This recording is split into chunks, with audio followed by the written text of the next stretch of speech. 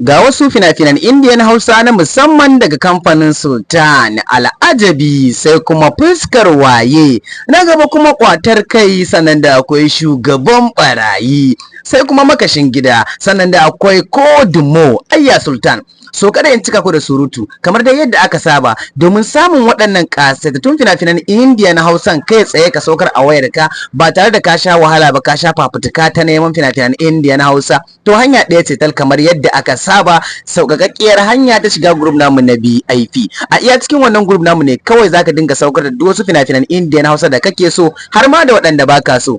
Kuma daga kowane kamfani da kasan yana fassarar fina-finan Indian Hausa, Algaita ne, Sultan, Yusuf Zamani, Mega, D-Love, Fikira, Al-Hussein, Gwani Dub Studio da ma dai sauran kamfanonin da kasan suna fassara fina-finan Indian Hausa. Muddin ka zo ka biya kuɗin ka aka saka ka a cikin wannan group namu, to zaka dinga samun duk wata fassara da kake nema, kuma daga kowane kamfani kamar dai yadda na gaya muku. Sannan ba kyauta ake shiga group namu ba, sai ka biya 'yan kuɗin ka sannan a sanya ka a cikin wannan tsarin.